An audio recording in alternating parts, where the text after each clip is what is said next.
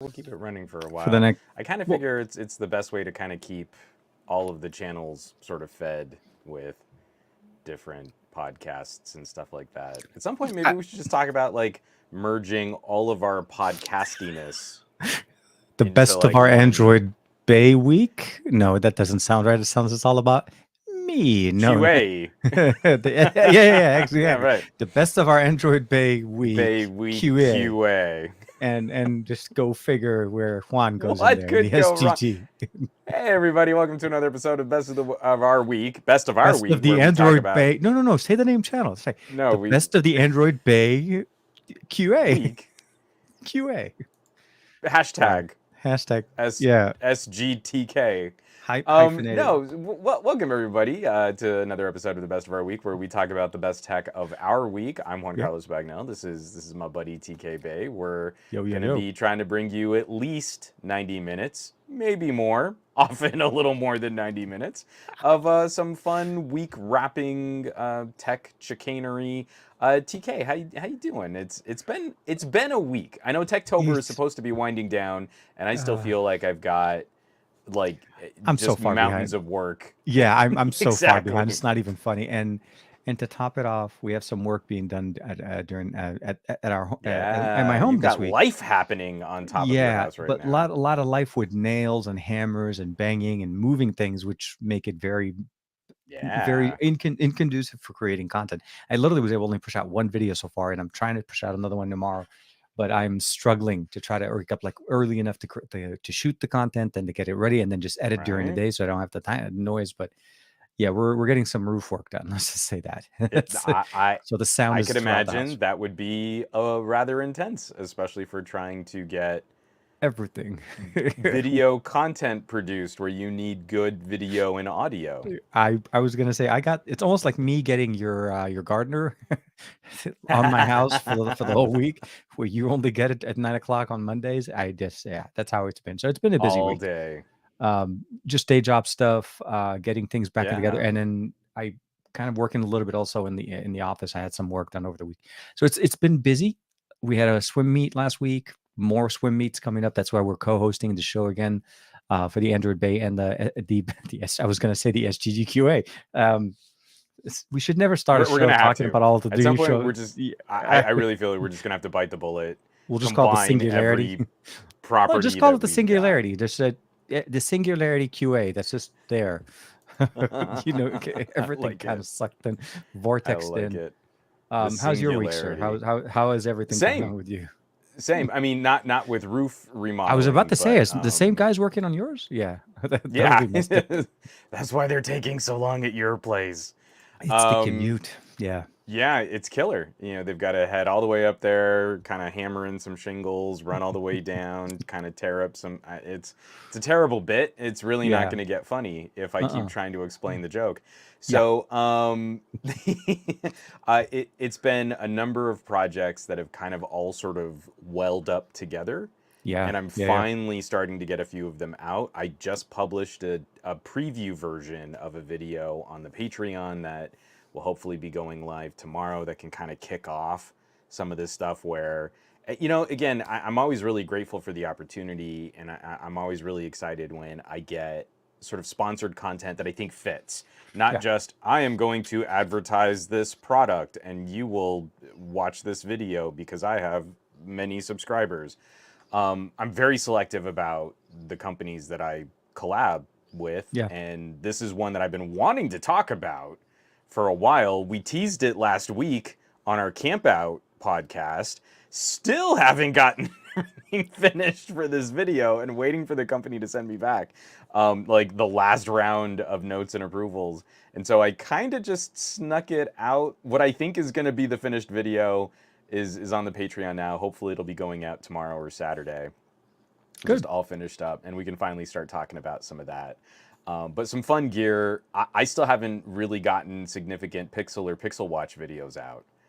I've just I'm been yeah. swamped, I and it's tough. it's a little bit hard with everything. I actually kind of had to cover something that I've had for some time. I've had the Buds Pro for some time, but I waited till I got the Pixel 7 Pro because I felt like it's a little bit more Yeah. relatable, kind of keeping content around the Pixel. And actually, literally, that was the only video I've had out this week, and I'm really, really hoping to get something out tomorrow on the Pixel Watch, just talking a little bit about my experience using it. Um, Also, did activate it on T-Mobile with LTE, so it's actually Nice. running on LTE right now. I mean, a little bit of a teaser. Battery not made for LTE. It's made. I'll take that back. It's made to have sporadic LTE. It's not made to be on LTE the whole time. Yeah. But I will say, of all the other smartwatches that I've used, other than Samsung, basically non-Samsung watches, this has had the best implementation of connectivity over internet. And Nice. T-Mobile, as well as other carriers, have specific procedures to link up a Pixel Watch. Because it's considered to be a companion accessory, no longer as a standalone, as some of the other watches are available on the market. So that was a painful experience to start with the week with, I because can I was on imagine. T-Mobile for about a day and tech support, and not realizing that and then I ended up having to sign up for a new line just to get it to work, because it would not work with my old smartwatch standalone Of course package. it wouldn't. Because that's how you get it going. But yeah, so sorry, long story short, kind of thing. I'm shooting to get something on the Pixel Watch for the end of the week. So kind of rounding off the end of the week. Pixel Buds Pro in the beginning, Pixel Watch at the end of the week, and then hopefully Pixel 7 Pro, kind of a little bit more deep dive into that next week. Nice. After, I mean, we've had it for about a couple of weeks now, but I feel like I'm Yeah. starting now to truly understand like the overall mechanics, the hiccups, the little bit of things going on with it, but overall also some of the And other with a great things going on. ton of those little app and component updates, that makes a much bigger difference on a Pixel than you think it would. Yeah. When all of those Google services are kind of getting, all of the individual project leaders under the Alphabet umbrella are scrambling to update apps and And push services. out updates, and yeah, no, absolutely. and Um, and it, and I'm really torn. I'm very appreciative of mhm, being on Team Pixel. I'm thinking a good chunk of my coverage on Pixel 7 Pro is going to end up being written articles, not mhm. necessarily videos. Just It I we're feel the yeah, I mean, ongoing commentary every time I start writing a script for a video. It's like by the time I'm done writing and shooting and producing this, yeah, some of this information is already going to be fluidly out of date.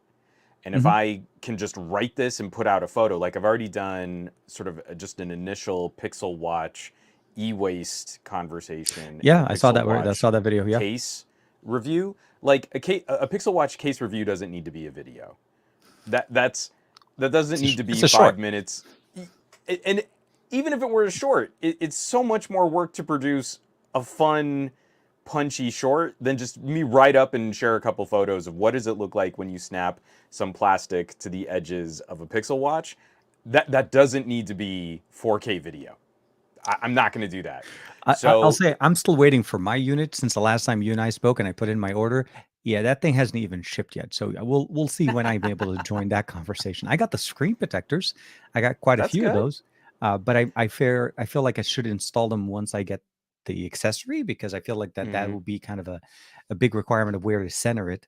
Um, I'll say the overall experience has been um I mean, it's been comparable to some of the other experience. I like the fluidity, the system, the functionalities, the watch, the battery life. I think right now for me, alongside the size of the actual watch, have been the only two things that have been kind of a little bit like I can get a solid day in a day in 3 hours, maybe Sure. a day in 4 hours on Wi-Fi and Bluetooth. Absolutely no issue. I'm talking about consistent notifications all day long, from from either a studio comments, checking. I mean, we're talking actively engaged.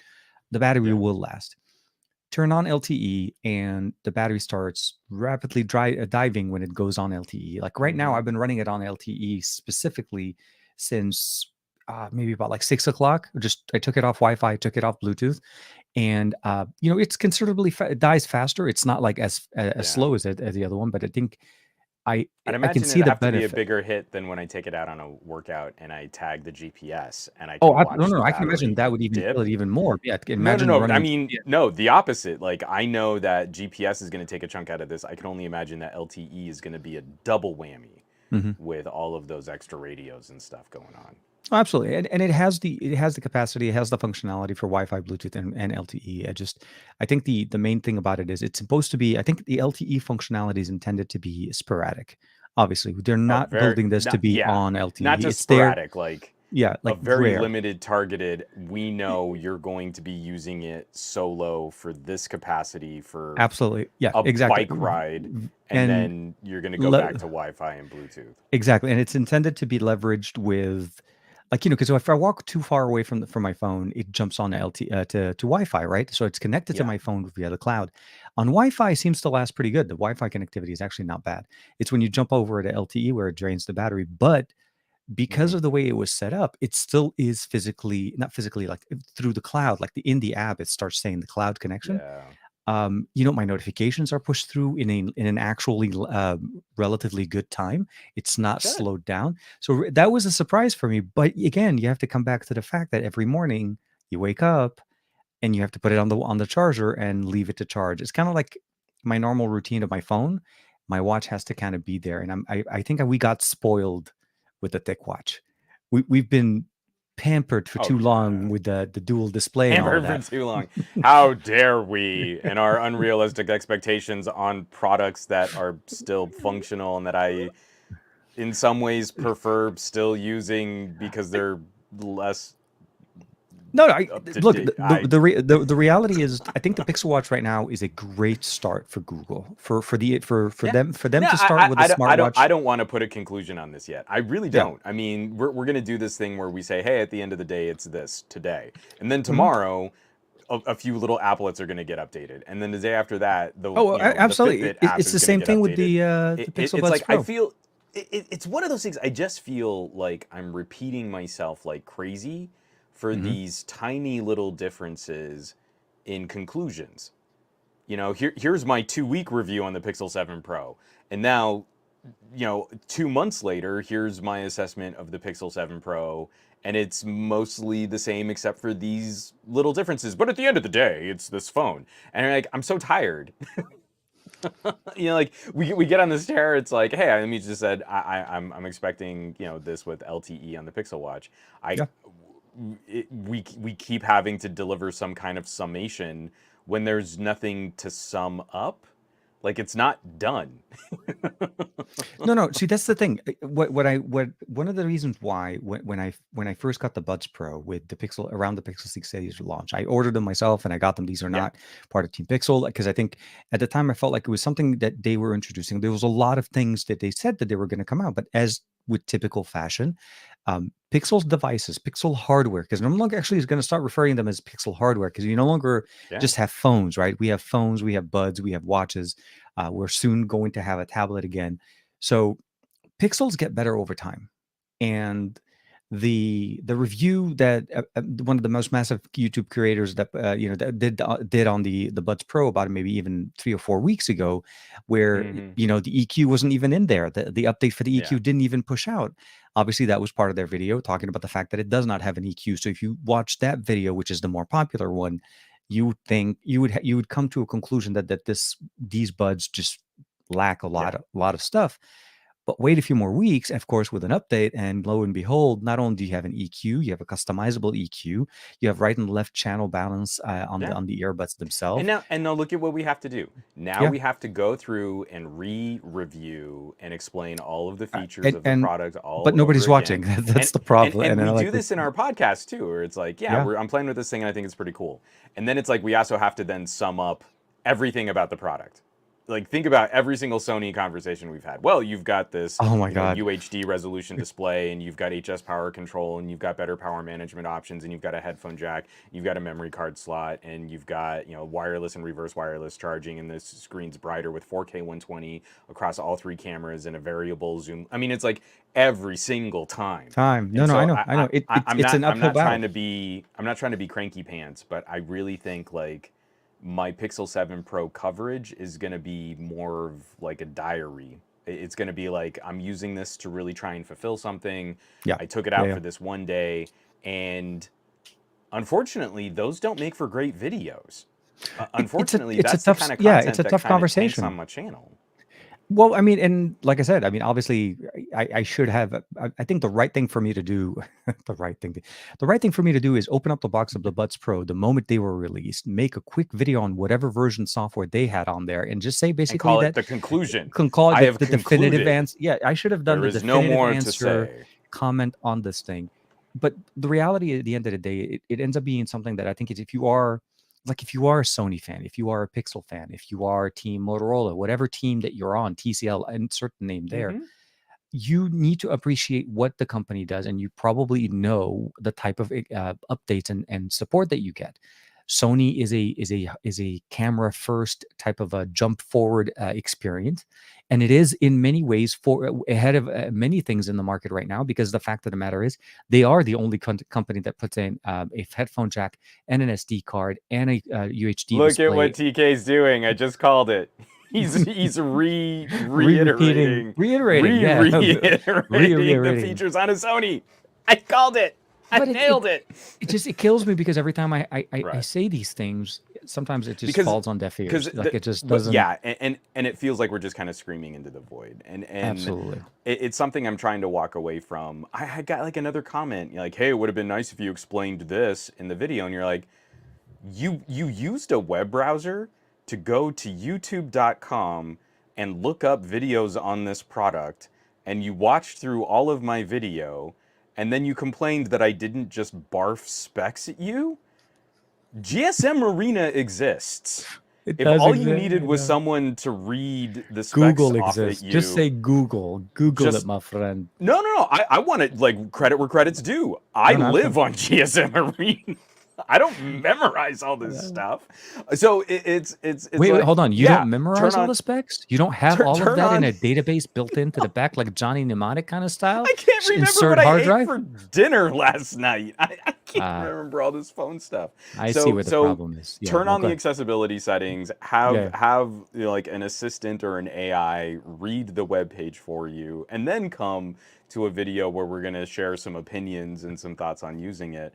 But it's like Oh we've my gotten so God. rote and we've gotten so stuck in this habit, and it's like I've got to fulfill this desire for this part of the conversation, Yeah, and I'm yeah. done. I'm kind of tired of it, and there's nothing that I can contribute to this early experience on the Pixel 7 Pro right now that I feel really needs to be committed to video. Yeah, yeah. And No, I'm with that you. leaves me feeling kind of sad because I want to be a part of the early buzz and excitement, but all of those videos got pushed out, right? Yeah. Oh, No. this launch is so much smoother than the Pixel 6 Pro launch, so I don't need to make that video. These features are subtly improved over the Pixel 6 Pro, so I don't need to make that video. So what video do I really contribute to this conversation where I feel like I have something to add? And Yeah. I haven't found it yet. I really haven't. No, Again, but I like think all over the wind time, kind of got sucked out of our sails with the no, way no, that they split absolutely. up this launch. It's yeah. I don't want. I was about to reiterate a See? lot. I was about to reiterate. I can't say that word. This is too many re's in the The middle of the reiterate? reiterate, Reiterate? reiterate. Forever? Okay, I'm gonna forever. Okay, no, So no. and I do want to kind of just backtrack for a second here. So Please, you've been using the the blah blah Pixel blah. Buds Pro. Here's Yeah. one of my biggest question, and Yes, it's sir. one of the questions that I haven't figured out a great answer for on the Pixel Watch either. Hmm. Have you found some kind of synergy in the Buds Pro and a Pixel phone that you don't think you could achieve using a different manufacturer's phone? No, they've done a very decent job of. I mean, with the exception, I'll say this: it's natively built into the OS for setup. So when you set it up, when Mm-hmm. you pair it, it pairs right away, and the configurations inside of your Bluetooth settings. There's no app to install. It's very simple, very easy. Like out of the box, if you just wanted to get it, bam, running in like less than 2 seconds, like maybe less than 10 seconds, a Yeah. Pixel is going to be your main bet. If you try to do the same thing with your smartphone, it's going to need to download an app, download the app, open it up, set and connect it, get all of that Mm-hmm. functionality running. It's just a couple of extra steps, but the reality is, from a configuration setup, I feel like Pixel is the easiest. but it's not necessarily a requirement. I think they've done a really good job of it working with other systems. The only big difference I will probably say is this: on the Pixel, you're allowed or you're able to switch between SPC and AAC for the codec, because by default Okay. it's set to have they're calling it the HD, so basically the highest quality is AAC. Um, yeah, Okay. on a Sorry. Pixel. But then if you're on a non-Pixel, let's say, because what I did is essentially I connected it to my Xperia 1 Mark IV, my two phones Sure. that I'm basically playing with on a daily right now. Um, for me, it by default it was AAC. It runs. I mean, the sound is good. You're able to customize it. You're able to boost the bass, boost the vocals, configure it to the way you want it. For 150 bucks, they're down 50 bucks from the original launch date, which is actually pretty decent pricing. I think they're pretty good buds. They integrate well. The volume Hmm. control, the touch sensitivity is on point. It just, like I said, it's more of a question of a preference. Do you prefer these, or do you prefer a specific brand? And these will work well with any device that you connect them to. Especially if you're going to That's try to use them on an iPhone, it's going to work perfectly fine. yeah. Yeah. I'm just saying Because for people because they're. we always have to make that a thing. You know I what? keep you I asking will me, give is this better than the iPhone Air, the AirPods Pro 2, the new AirPods Pro? And I'm like, okay, this is an Android channel. I don't carry AirPods. yeah. So I I did sort of that kind of early first view video for Slick Deals. Oh, I don't okay, even good, know if good. we published it. I shot it. We wrote a Mhm. script. I mean, there is footage of me saying some nice things about the AirPods Pro too. But Oh, that's right. That's right. Yeah, yeah, yeah. You mentioned that would that no, you didn't say about making the video. You mentioned that that would be the only place you would have coverage for it. You did um, mention it. I listened. they paid me to talk about them. So here Yeah. you Sorry. go. They wouldn't allow me to put in my normal disclaimer as to why I don't really cover Apple products on my personal channels, but that's fine. Hey. Um, the, uh, the thing that's kind of a head trip. I mean, we're Yeah. going to be talking about my experiences with One More and the Oh, that's Arrow, right. Yeah, yeah. We're about to jump into that. Yeah. but I've got this little itch. Like, we've been talking about, there's all this Fitbit integration on a Hmm. Pixel Watch. Absolutely. So that's Google's leveraging their acquisition of Fitbit, the software. If you're a Fitbit person, you can kind of Absolutely. roll into this as a more full featured smartwatch. But the consumer education really isn't there. What is the advantage for someone who's on a Fitbit to move to a Pixel Watch? That's a very difficult question, because if they like that fitness tracker experience, I guarantee you they're not going to like the battery life on a This is Pixel Watch. yeah. This And is we haven't educated them, like, what is it about a smartwatch that matters to you in a mobile computing platform, yep. as opposed to just something that's really good at tackling your health tracking and is kind of okay for some of these little widgety applet-y things. And yeah, I think even Apple has struggled with this. I know so many people who buy these expensive Apple Watches and then just basically use them as pedometers and notification machines. Not, let me reply to these notifications. Oh, I just know something's on my phone for me to pick up my phone now. Yeah. Yeah. And I feel like this has been the biggest disservice to this market from both the Apple and the Google side over these last couple of years, where it doesn't matter if we kind of include some of this functionality if we're not doing a good job. And Yeah. from the company level, if the company isn't doing a good job of getting these additional features out there, then consumers, they're not going to know. They're going to be spending a whole bunch of money on something, and they could have just gotten like $100 fitness band, Oh, and it absolutely. would have Yeah. actually been a better product for for what they're really using it for. Buying an overpriced smartphone to just basically browse Twitter and Instagram is way overkill for what you're trying to do. No, I'm with you, and I think that is a lot of times what people fall into. Like, what are the functions? What makes this a smartwatch? Like for me, Yeah. I need a smartwatch because I need to be able to control my car. As pretentious as that may sound, Right. I like the You ability silly of guy. locking and turning on Wear for Tesla on my watch, because that's how I think. For Like I for didn't me, get it's that with just the Nothing rich phone. notification support. If I can't reply from my wrist, I get real cranky the number of times I need To to pick up turn a to my phone. Oh, phone no, no, absolutely, absolutely. And to I think that's interact with the the other thing. notification. That's the biggest part for me as well, is the ability of, like you said, rich for notification, and the ability of responding via text, via emojis, via voice. access to the assistant, automation functionalities that we normally don't get. Like, and I'll say that the fitness, the smart fitness band area is getting a little bit smarter, as we saw with Amazfit That last integrating. Amazfit is Oh, so absolutely. good. Integration with Alexa, I think, is a very, very powerful. I mean, choosing Alexa of all, I think, is the right move for them. I feel like of all the assistants, feel like Alexa in the Amazon ecosystem, especially with Amazon's home automation and so on, this is absolutely perfect. I saw a different variation of that on the Xiaomi Smart Band 7 Pro, which had a slightly more watered down version of it, but it still had Alexa. You could still communicate. It just Yeah. didn't have a speaker back. Um, but yes, you're right.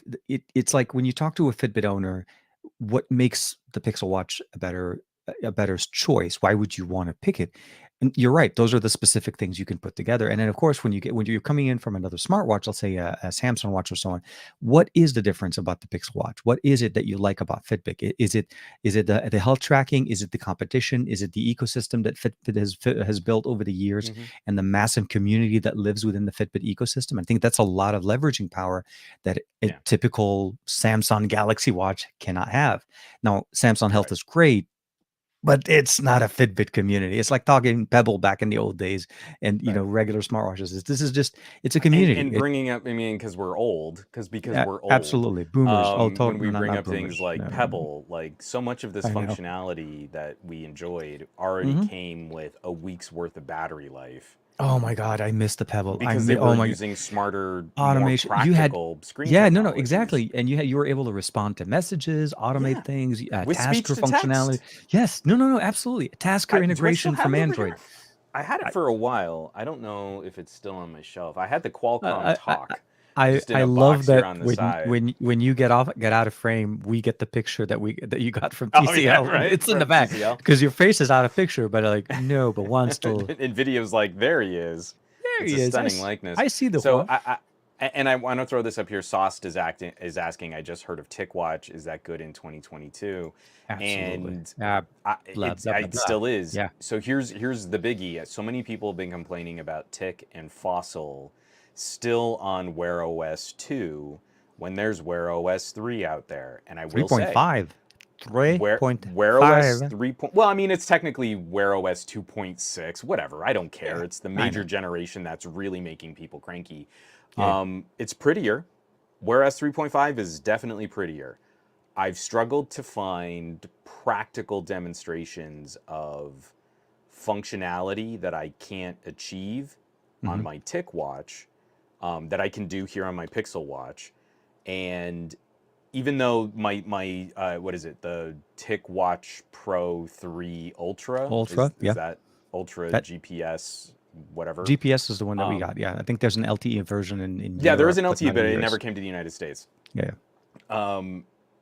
That still legitimately gets me around over 2 days, two Hmm. full 48 hours It's a weekend for me. It's like a trip. of Yeah. battery life with tagging GPS in some of my workouts where I'm charging my Pixel Watch every day and I might need to top it off during the day if I use it on a workout with GPS. With GPS. So the Exactly. Pixel Yeah. Watch is definitely smoother and it's prettier and it's got cleaner animations. But Hmm. the Tick Watch, even though it's basically a year old at this point, has been Just about. more practical just for wearing a timepiece that I don't have to think about managing. It's so bad on the Tick Watch, I'll forget to charge it. And then once the battery gets down to its last 10%, the second display can last for another week Yeah. No. while tracking Exactly. your steps. So Exactly. I'll Yeah. be looking down at my watch thinking, yeah, I'm doing fine. Oh, right. The watch is dead, but it's still showing me the time. It's still a functional timepiece. So the SoC in the Tick Watch is technically a better SoC than what's in the Galaxy Watch and in the Pixel Watch. Yeah. And we're supposed to be getting a next gen Tick Watch sometime with this new Qualcomm chipset, which is supposed to be even better for battery life. So if we can push this out to like 3 legit days of use, it's going to be a functionality monster. I'm not going to care if some of the animations aren't quite as pretty as what I can do on a Pixel Watch. It's going to be a tough fight for Google, especially if you're looking at Wi-Fi and Bluetooth enabled models, not LTE enabled Yeah. watches. No, absolutely. And I think that's the biggest conversation that we need to kind of just understand the differences. But yes, no, the hopefully the next generation of smartwatches will definitely do better. I think the selection or the choice of SoC is definitely showcasing a lot of leveraging, like Google's leveraging a lot of Samsung technologies, a Oh lot yeah. of Samsung No, collaboration. We see that in there. I think this is a strategic. I mean, I appreciate. I Yeah. can explain this, and I can understand why, and I can even appreciate why Google is making some of the decisions that they are in working with Samsung, Samsung Foundry, using Samsung parts for some of their Mhm. products. This is Absolutely. a targeted and this is a strategic move to keep their products on their own little island and less beholden to companies like Qualcomm Hmm. for some of that longer term support. I mean, this is a really strange back and forth for how a company licenses a piece of technology from another manufacturer or fab, and then they've got to be able to support it. But that also means working with that company, and they've brokered a better deal, like going with Samsung to say, hey, we want to be able to give our phones at least 5 years of security patches. Okay, that's our agreement, that's our arrangement, that's how long Samsung is going to enable support for these things as we're going through the fabrication process. And technically, Google owns a ton of this IP too. Yeah. So I get it. But that also means we have to have those conversations where the practical demonstration of a smartwatch, you've got to factor in battery life, SoC, and components. Hmm. And especially when it comes with the reputation for another brand like Fitbit, right now, the Pixel Watch would not be the best transition from a Fitbit owner, in my No. opinion. Yeah. No. I mean, And if that's difficult to dig into. The company that owns Fitbit and has the Fitbit software on lock, the real lifestyle function, is like, this is silly. It's little things like I've got ECG on the Pixel Watch, right? Mhm. Yeah. So I can sit down with two hands and I can do a more advanced scan if I feel somewhat unwell. Exactly. And thankfully, I mean, even with some high stress days this last week and some sort of panicky moments, I've done some ECGs and I've not encountered anything that in that moment where I'm scanning has been medically concerning. Yeah. Hmm. On my Tick watch, I have gotten AFib warnings from passive tracking on the Tick watch. I've had that as And well I've before. talked Yeah. to my doctor about what kind of screening and what kind of health issues that I'm looking at. Obviously, I need to lose some weight, but that's not something I would get on the Pixel Watch. The Pixel Watch, You have to if I actively yeah. feel something's off, I have to scan it. The Tick Watch has given me those alerts when it's detecting something strange happening or a stress level happening. And it's Hmm. those types of little granular differences that I think matter a lot to consumers. So then you factor in all of this additional battery life, and someone has to make a hard choice. They'd have to say, like, maybe I don't stick with my Fitbit subscription, but I'd be able to track this data and I'd have these capabilities and these workouts, and I'd have 3 days of battery life. And that to me is the balancing. Are you comfortable with what you're familiar with, or are you willing to look at another product that might fit your needs better? And that's where I'm kind of a little stuck with the Pixel Watch. It's like I said. This is why I kind of labeled it. I think it's a good start. It's a combination of things that I feel like. I think initially, when everybody was imagining what a Pixel Watch, what Google's version of a Pixel Watch was, it would be something more along the line of what we typically get from other Android manufacturers, but essentially a la Google with custom launchers, custom functionalities, and so on. What we're getting essentially is a collaborations first. It's a first smartwatch that incorporates Android Wear or Wear OS as well as Fitbit, and I think the marriage needs some work. And I think where we are right now with the watch Yeah, itself, I feel like it's a solid performer for it's just good. literally about a 24 hours. I mean, it's weird to It's say this, but nice. It it's nice. really is nice.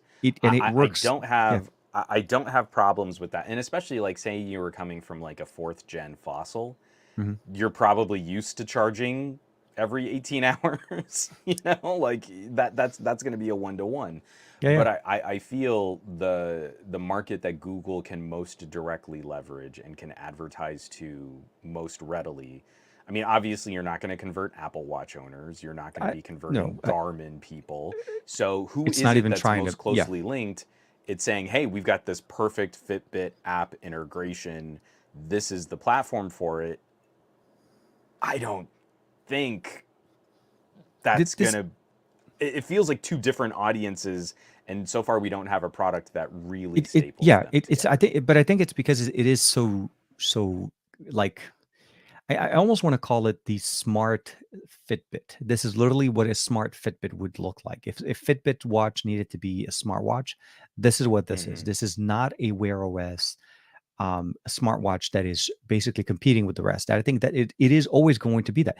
It's sold when you go to the website on Google Store and you look at the watches. It's listed alongside all the Fitbits. Hmm. If you go to Fitbit's website, it's listed alongside all the Fitbits. No. It is at its core. This is a Fitbit with And I would smartwatch imagine functionalities. that Yeah, within maybe another generation of Fitbit products, yeah, I don't think there's going to be much of a distinction. I think we're going to eventually just have Google watches. Like, for example, you go to Rinky and you get the little clear case for the yeah, yeah. Pixel Watch. Google watches are listed all in one category. So Hmm. they have cases for the Versas from Fitbit and from the Pixel Watch from Google, all in one Google Which category.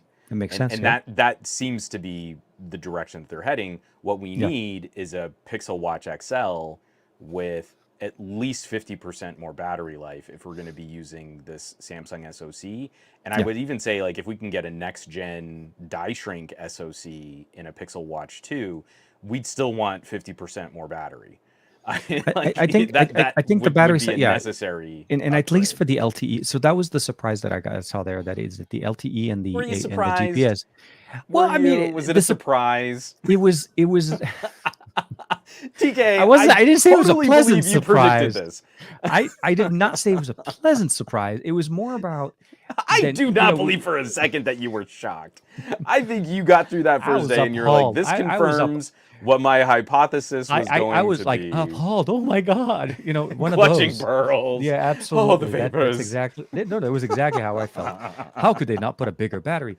No. I think Happens to Murgatroyd. at the end of the day, that was actually the reason why I decided that I actually was going to not only just activate it, but I even, like I said, I ended up adding a line just so that I can Hmm. use this functionality Yeah. on a feature that I probably won't be using as often because I think probably within a month or so I may cancel that line anyways. But the end of the performance, and I don't want to make it obviously that our entire show is going to be on this because I know we said about 90 minutes and we're like already 40 in. We're talking Sure. Pixel. It's a vortex. Um, the function itself and what it does, I think, will get better over time, and I think that's the main thing here. This is a Pixel. A Yeah. Pixel is not a final product at launch. It's a product that evolves, and Well, it's like a fine wine. It gets better. and Where we don't know, but it will at some point yeah, start showcasing some of those maybe better it, battery life. But yeah, I don't know. it's all of that on top of it and saying, I believe this holds true because one of the products we're going to talk about, boy howdy, were we delayed on getting updates, but when they came, they were amazing. Oh yeah, I think this is now the truth of every tech product. You buy in at a certain point, and then the life of that product, we should expect refinement, and absolutely. it's never a finished product. It's probably unfinished when it goes end of life, and there are other things that were missed opportunities or unfulfilled potential. I think Google has done a very good job of maintaining a relationship with their customers after point of sale. Yeah. Pixels age better than most other phones on the market. I believe Pixels age better than iPhones. iPhones will get operating system updates that have none of the fun new features that a Hmm. new phone will get, where Pixels are getting pixel drops and older Android phones are getting ridiculously new functionality like 4 or 5 OS generations out. Yeah. So that I think we need to start taking that more for granted. I'm so tired of having to explain that in videos. Like, the reality of this is you saw a review during embargo week, and that's the beginning of a conversation. Like, It that's absolutely. that's nowhere It near is the end of a nowhere. Yeah, no, conversation. no. But I think okay. So, but we have to be honest with also one thing. Be I honest think with me. no, Let's be honest I here. I'm actually going to think lean back in my companies need chair. to the companies that are seeding these hardware, these technology equipment out, I think they're seeding them with the expectation of a review. And then I Oh think yeah. that's where the expectation is kind of No, like I preset. think they're seeding them with the expectation of social media impressions. Absolutely. No, They don't care what those some. impressions I'll are say that. as Yeah, long as they I'll say get some. Yeah, millions and millions of impressions. And impressions, so and they're some some. outlets and some influencers are more desirable than others. So they don't Yeah, care if that influencer is going to call something a review and never touch that product ever again. Within a tiny window, we know the search viability of a new product is exciting at a yeah, certain particular point, and that's exactly when the PR wants as much traffic. And then they go and report back to the company, look at these millions and millions and millions of impressions that we got.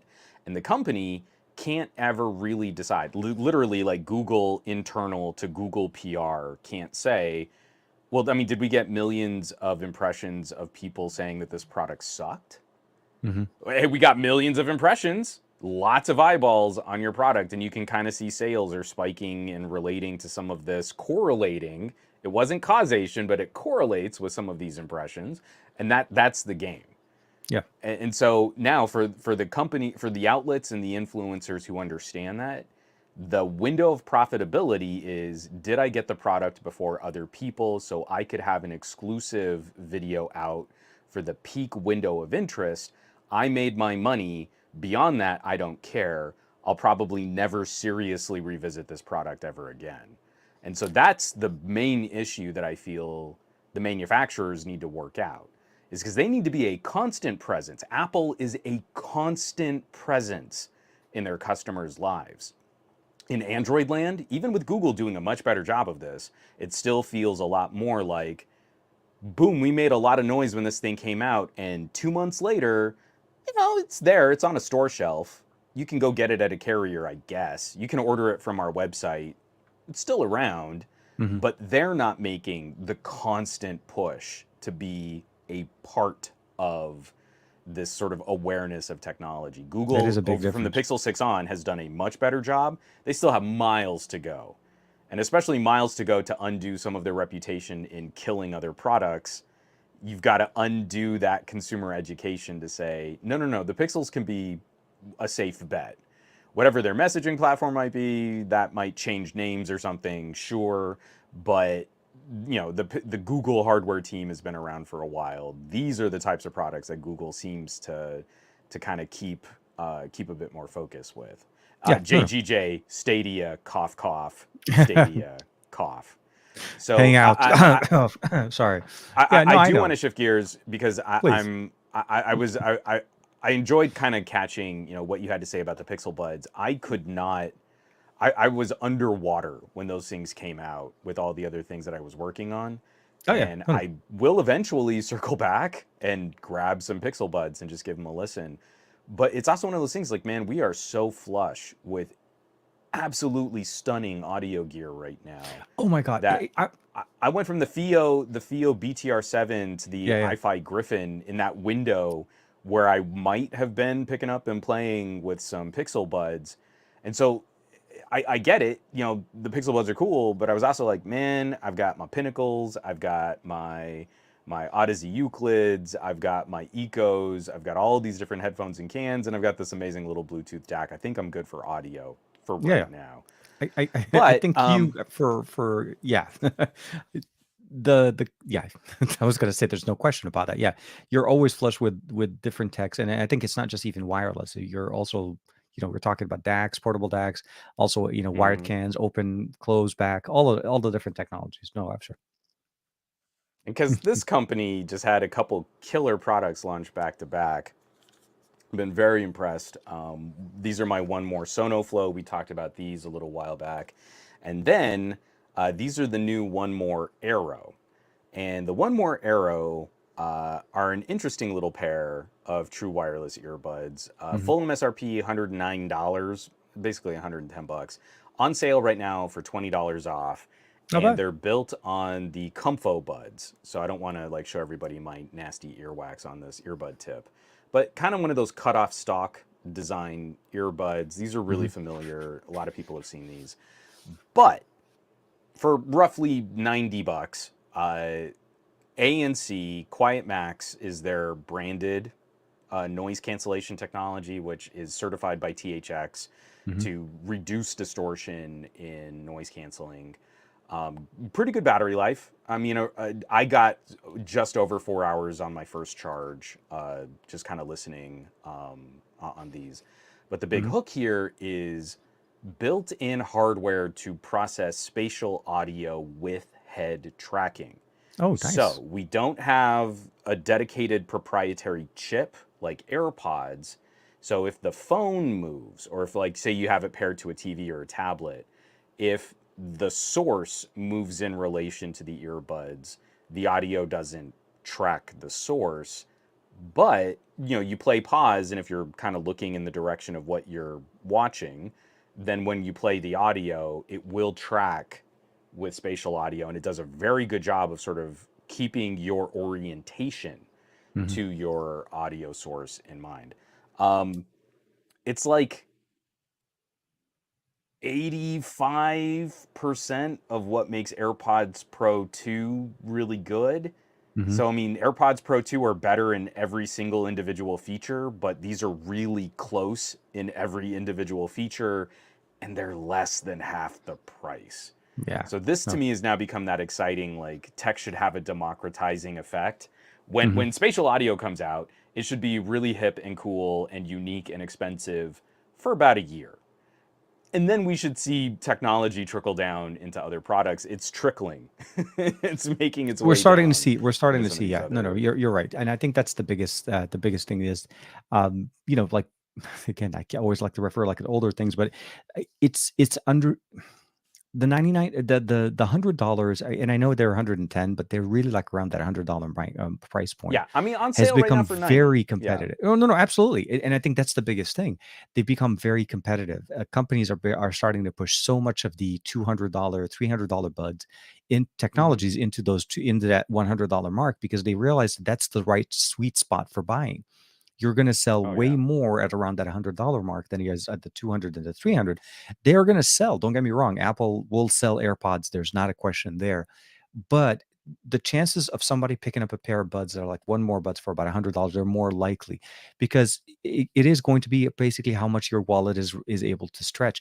And the $50, where it's the budget, bang for the buck type of Hmm. experience, the $100 is coming to the point where we're becoming more functional. We're getting ANC, spatial audio technologies. We're getting really good audio processing, LDAC technologies. I mean, talk about the liberties and so on. Right. And actually, speaking of that, a little bit of a surprise kind of thing. I don't know if you saw, but so there was a lot of interesting back and forth comments going on with the new what's it called, the nothing ear tip, the ear stick, the new Yeah. buds that they released for about 100 and something, and not having Hmm. ANC, but having 7 hours worth of battery life, which kind of makes sense. Most that don't, when you turn off ANC, you do get more battery life, less when you're Yeah. done. So the One um More Aero have about 7 hours on a charge, and you'll never really know that because why turn off the spatial audio and the ANC if you don't have to? Because it's yeah. real good. But that's what that's So, I think that's the biggest thing. It's that price factor. It's like that. It's like almost like the Google 899 and 699, and yeah. price point. It's that sweet spot. They figured out what the recipe and what the market's willing to bear, and that's the price point. So Oh, yeah, no, nothing is completely off the plot. I'm sorry. As we're seeing the economic downturn, consumer spending, as we're seeing like the entire true wireless audio market plateau, mhm. Oh yeah, um, we're flush. I think nothing has completely lost the plot. They raised the price on their first earbuds, and their second pair of earbuds they look fine. $100 is a lot to spend on fine. You Yeah, can get and yourself and some earfun. You can get yourself exactly. some edifiers. There's Oh, Soundcore. yeah, There's, I mean, all of these other inexpensive one mores. I mean, again, who was it? Was it Gary in the chat saying he's got one more Comfo buds. They're yeah. It was easy, Gary. comfortable Yeah, Gary, buds Gary the fireman. I on think. top of literally every individual manufacturer who also makes their own first party And earbuds. Like, voila. I, Oop, did I? Yeah, here you go. I, Yeah, I, Gary, I love it. the Comfort Buds. Nothing is kind of trying to mimic some of this like early OnePlus success. I'll take Hmm. OnePlus earbuds over nothings. Get it? I'll take OnePlus I over love nothing. that. You brought OnePlus into the Son of a. conversation without But even. seriously, like, No, I know. there have been Carl some Pei is turning incredible in his grave. deals on the OnePlus Buds Pro, and was it the Oh, OnePlus Buds Z? Were solid too. yeah, yeah. So you're not No, no, impressing me with this like clear case. That's it. That's all no. it is. But I think They're that's what it is. adequate earbuds at an inflated price with a clear case, and I I'm think not impressed. they're overpriced for what they offer, and I think that's where Totally. I'm worried. They're for me they're more around the $60 to $70 buds, and the clear case is a design choice. I mean, don't get me wrong, it looks nice. It was nice on the first one, but your second time around, it's a little bit confusing coming right after $150 pair. It's for the first buds, so So increasing them by 50% was the I big hit. there two comments I want to get to here real quick. Sure, sure. So first from Septian, have you tried them with Cobas? I'm assuming you mean the Aero. The Aero default to AAC because the on-bud processing is kind of built around the spatial audio trick. So as it's doing your head tracking, you have to assume that that's going to eat more of your battery, just processing that data. So that seems to be one of the compromises. One more when you step up to like the Evo, which are about $60 more expensive. Hmm. You've got the full suite. You've got LDAC, you've got high quality audio processing. I think it'll probably be another generation before we see in Android land good support for something like Snapdragon Sound with some kind of spatial audio tracking and not completely garbage battery life. So Qobuz, the big hook is you have most of what I listen to on Qobuz is at least CD quality. Um, the 1More Aero aren't making the same kind of audiophile argument that like, the Masters in Dynamic, that my Bear Dynamic, that some of these other really expensive earbuds are making. The Aero are just fun. There's Hmm. something really satisfying about syncing up, like pointing your nose in the direction of a video source, and then you turn on the spatial audio, and it sounds real basic. It's not a really manipulated spatial audio sound. It's kind of just like stereo widening with a little bit of reverb and some EQ manipulation. It's Hmm. super, super subtle, but that lands the illusion of speakers so much better. So then, just those casual little head turning things that we all do as humans sells the illusion of spatial audio so much better. If you have spatial audio, but it's rigidly, perfectly stuck to your skull, then you don't really have spatial audio because we want speakers in space. Our brain needs that location data to kind of feel where audio is coming from. So now with this $90 pair of earbuds, we're not getting the premium audio quality that I expect from my Freebirds. Hmm. Instead, what I'm getting is a really novel and fun. It's kind of like a cotton candy versus like a really hearty meal. It's a really fun representation of speakers in space, and it does a much better job of keeping the speakers in place while my head moves through that stereo sound. So I wouldn't say there's any terrific advantage, and it's spatial manipulation. So you're going to listen to some tracks and it's going to sound like garbage. I think spatial audio on the iPhone is very hit or miss. The DTS effects can be really good. I still think Hmm. the best version of this I've heard, and I can't remember who did. I think it was Waves. Waves collaborated with Odyssey Hmm. on the Mobius gaming headset, and I still think that's been the best representation of spatial audio in a fun consumery product, Yeah. not in like some really fancy, expensive, high-end solution. The other thing that I just wanted to point to kind of point out JGJ because we were talking about OnePlus. I was very disappointed. Did you see this? There's a mystery box coming from OnePlus. There is.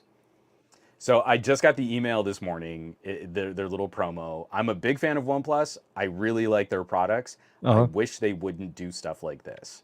So it's basically a real life loot box. You give OnePlus $10 and you might win a phone, or you might get a water bottle, or a charge cable, or Or a one of their warp figurines. charger, Yeah, yeah, no, no. or yeah. And you know what? Don't do that. We don't like loot boxes in video games making real life loot Loot boxes. boxes. So I mean, if you could guarantee, so way back in the day, I liked Loot Crate. I actually Oh, I I was remember friends the. with one of the guys who founded Loot Crate. I went to their warehouse. I did like one of the most read editorials on what their business setup was like. It's like, again, it's like the second most read article on the blog. Obviously, that business model was unsustainable and it all kind of fell apart, and that was really sad. But the idea was I'm giving them a monthly subscription fee and I'm getting a box of value with collectibles and toys and gadgets and things like that. That's worth at least this much money, but usually more. Right, So absolutely. what OnePlus is doing is saying, hey, you give us $10 and you might get something of value or you might just get garbage. And you can't guarantee What? how much is it. Am I really going to get $10? I don't need a water bottle. I don't want to spend $10 on a water bottle. That's not a No, no, value and I to think that's me. that's the yeah. It's a loot box. It's like you have no idea. It's like like if you get the Google Play points every week, every month, if you buy things on Google Play, there's this weekly prize thing that comes up and you don't know what it is. You keep clicking it. Sometimes you may win 4 points. Sometimes you get 100 points. You don't know. It's a loot box. No, It's a yeah, weird.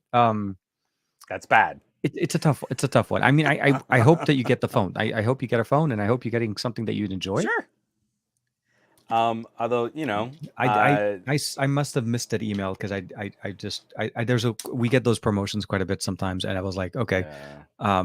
but at the end of the day, I'll probably say this: look, there are so many options right now for the audio experience. The conversation with nothing for me primarily came up because when I saw what the ear stick was supposed to be, which again, Mm-hmm.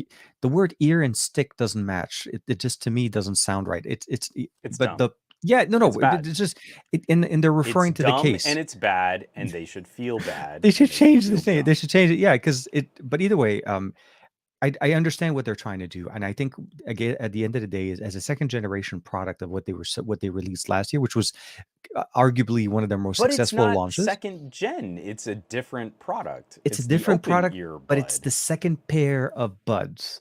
That's what I meant. It's not the Yeah, second but it's generation. still a first gen product. Again, the audio manufacturing that goes into making open ear buds. I mean, you can learn a lot from doing some I can say interaurals, that I I guess, but enjoyed quite a it's bit a on different Sony has them. product. No, no, I know. I don't know if I know if I Well, can but find Sony's mine. different. Like what Sony's doing with Link Buds is some of the most exciting, like in the ear speaker technology that I've Yeah. ever seen. Hmm. What One More is doing is like, hey, we stole this pair of AirPods first gen. Let's copy them and put a clear case on them. Oh, Like you meant to say that. nothing. Yeah, not one more. Sorry, yeah, Yeah, nothing. No, well, One yeah, I was More like one does more. totally. So One Yeah, yeah. More did something similar. The very, very first generation of Comfo Buds were very similar to the AirPods, and Oh they had yeah. a hard rubber ring to kind of help give you just a little bit of padding on your ear, Hmm. and they were comfy, but they weren't really a good fit for me. And the Comfo Buds 2 and the Comfo Buds Pro have gone to a much better sort of ear tip. Yeah. Like the design that they actually implemented on the ear tip has a mesh built into it, which is ingenious. It's As you similar to replace the your ear Liberty. Yeah, the tips, Liberty Pros, the Liberty so 4s actually smart. have it, not the Pro, but yeah. So like, I threw out a huge shout to Eco because Eco earbuds come with these little vent grills that you can replace. Hmm. Just put them into the ear tips. Like that makes a lot of sense. I kind of get it. So that to me is like an example of, hey, we took something that's sort of adjacent to the AirPods and we innovated. Hmm. Nothing isn't doing anything like that. Nothing Oh, is like, what can we do to make AirPods aesthetically different so people know they aren't AirPods? And that to me doesn't move the needle on this conversation. no, and I think that was it. I think for the most part, I think that was my main kind of like direction in that direction kind of conversation. I saw that I saw the specs and I'm like, okay, next, moving on. It did. I Septi and wasn't. Juan is going to make my review that much better. Hey man, all of that, take all of that information, put it in your video. If you don't even have to give me the thumbs up or the credit on it. I'm always down to help pollute someone else's video with my opinions. Oh, they have another one. Spend $10 to get a $5 coupon for accessories. Like what? No, No, I think he was making a joke. no, I know, So I I know. think on the page they can say you get up to like $940 worth of coupon codes for Mhm. things, but something tells me it's not just like take $900 off a purchase. It's going to be, if you buy this with this and that, you'll get a $20 coupon. But if you buy this with that and then these accessories, you'll get a $50 coupon. And like, I it just seems miss so I miss gimmicky, and I the wish OnePlus could be above that. I miss their old reward program. I miss the old reward program Yes. because I lost a lot of points from them. But I'm also Yeah. seeing more and more companies like Tesla cancels their reward program. Uber is Mm-hmm. canceling their reward program. All the points I have on Uber are Yep. going to expire in not even 4 days, and I don't know, and I can't redeem them for anything good other than buying things on Uber. I'm like, I don't want to buy things on. I Right. mean, either way. Um, so yeah. So long story short, selections and options and different configurations are available. Your ears are not going to be disappointed. It's really more about doing your homework and figuring out what you need for your listening experience, and watch Juan's channel because that's where the audio stuff is. Well, It's a simple so recommendation. thank you. Yes, I always appreciate some of the conversations that we have on audio gear too. Yeah, I yeah. think it's safe to say that between your channel and my channel, we've got Mhm. some pretty good back and forth opinions on different audio products. And then Yeah, this for is sure. always the opportunity that I would shout out our good buddy Jeff, El Jefe Oh, El Jefe Reviews, reviews, who yes. who has built one of the best channels on YouTube for the consistency with which he applies his method to every single audio product that he reviews. So I, come to me for some of my whinging and rambling about being an old like recording engineer guy, but go to Jeff for I think the most current on the pulse consistency in your reviews. It's not whether or not someone likes one product and then they kind of review a couple others. You want someone who's going to take the same approach if it's on like a $20 pair of earphone and like a $250 pair of Sennheisers. You Absolutely. want the same measured approach to trying to figure out who a pair of earbuds are the right fit for, and then also that you trust their ears are making kind of the same decisions regardless of the brand label. He's not swayed by the label on the box. No, no, absolutely. El Jefe or Jeff's channel is definitely, I would say, for me, is like my go-to if I have to look for something that I haven't looked at or Oh haven't had yeah. a chance to check out. That I said it it's before, automatic. Yeah, yeah. like No, two no. years ago when I mean, not more than 2 years ago now. A couple years back when I really started kind of getting back into this, it was largely his channel. I had given up on Bluetooth audio. I really thought it was just going to be hot garbage, and I still have a lot of concerns over like recyclability and right to repair and the end of life of these products. But again, Jeff kind of got me back in when this stuff started getting good. So the only I reason I'm kind of tackling these types of consumer earbud reviews is because like he kind of made this fun for me again.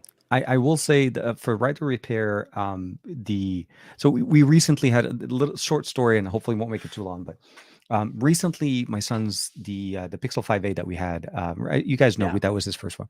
So unfortunately, it had a little bit of an accident. So the display broke, and I the of all the things that needed to be repaired, obviously the display is the first thing that typically gets damaged, but um, going to iFixit, ordering the right display. I mean, it's about $100 for the display. It makes sense. The walkthrough installation, the simplest, most easiest ever process I've ever had to do on replacing on the display on a phone was done on the Pixel 5a. The entire nothing had to be open. I did not have to take the motherboard, the RAM, the battery. Oh, didn't even have to touch the back of the phone. All of the mechanism and everything that you needed was clipped on the front. We needed to just have the double-sided tape. Took it out, one pin connector. That's it. You put Mm-hmm. the new one on. Boom, plug it in, snap it on, put the tape on. I was done in 10 Done. minutes. And it, but it, That's and it's like, awesome. but that's how it should be.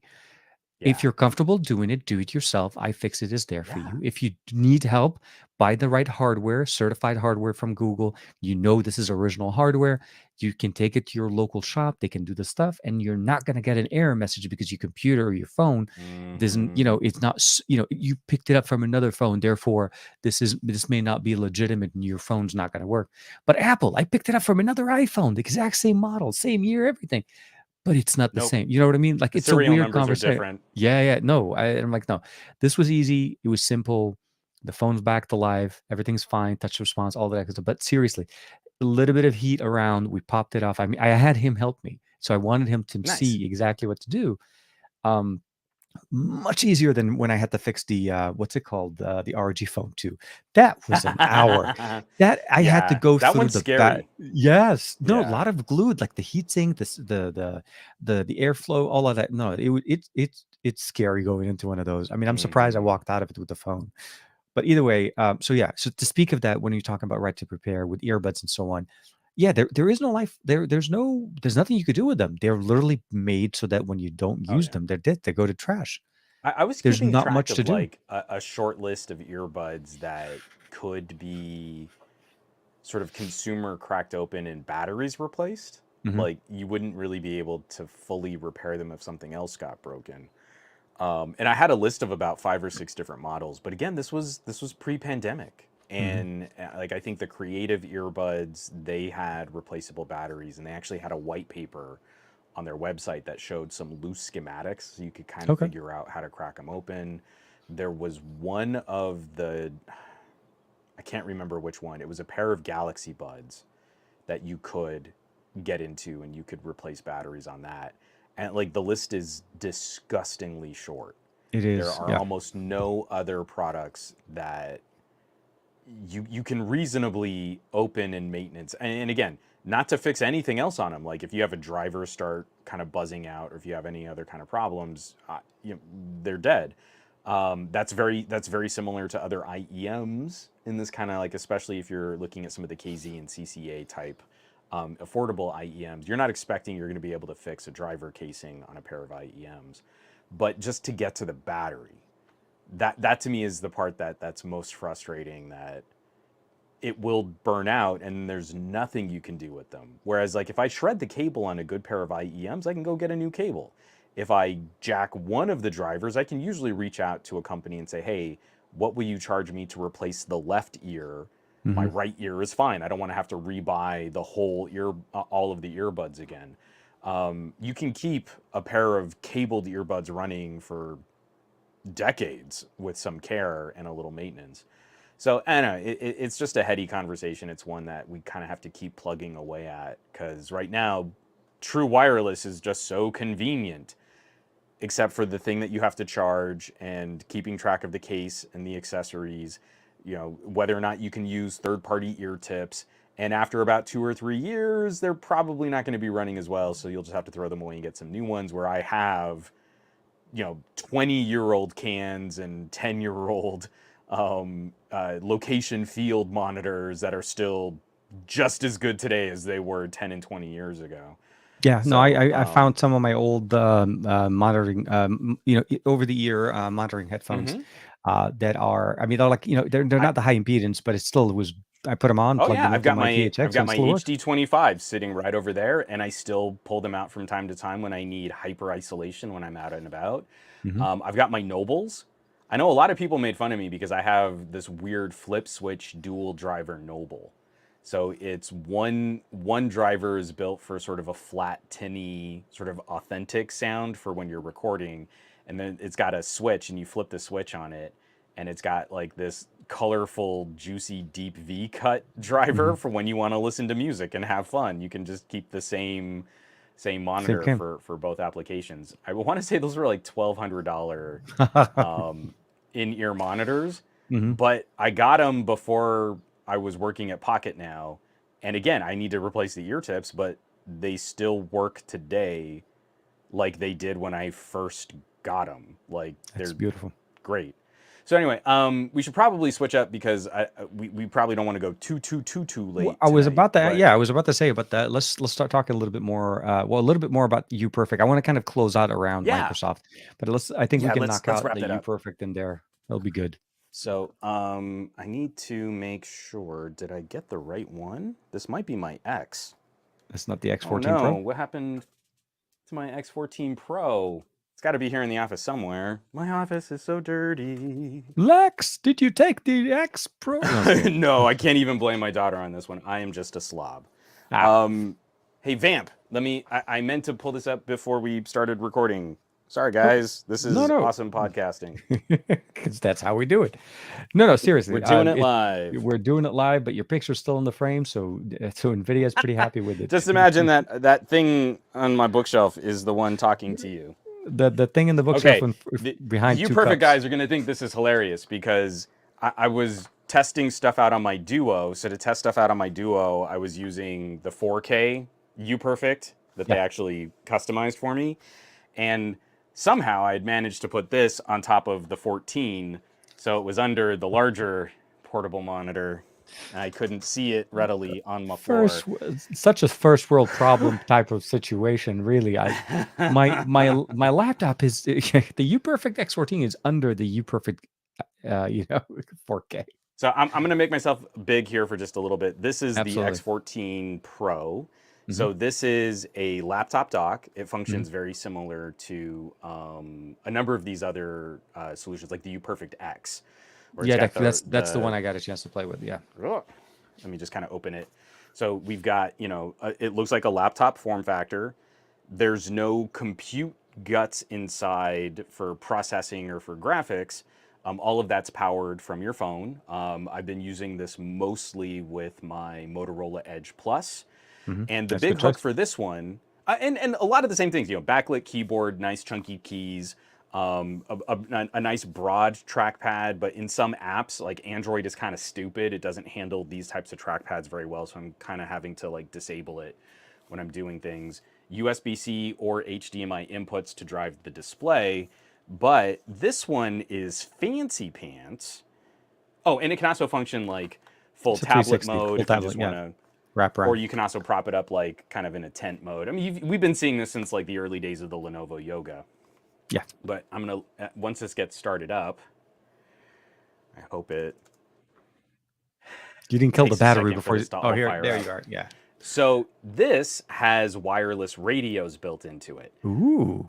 I have been perpetually frustrated with techies who think they know things. The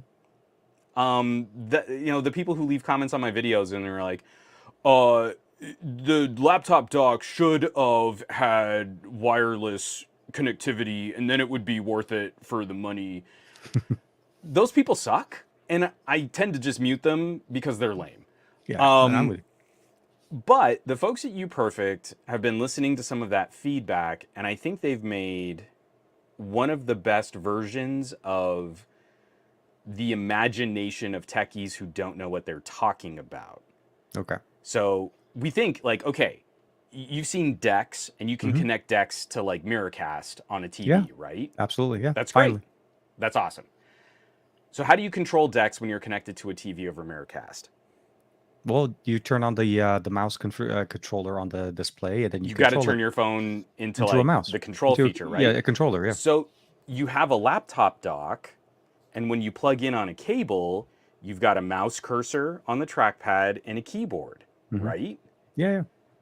So if you build in a Miracast radio to send the screen over, how do you control Bluetooth connector? DeX? You'd have to turn on so Bluetooth not only do you need Miracast radios in here, you also need Bluetooth radios. So now you've added 2 different types of wireless connections. Yeah. You need an additional connection so that you can implement touchscreen functionality and send that back, but that's going to have a bit of a delay because you're going wirelessly. Absolutely, yeah.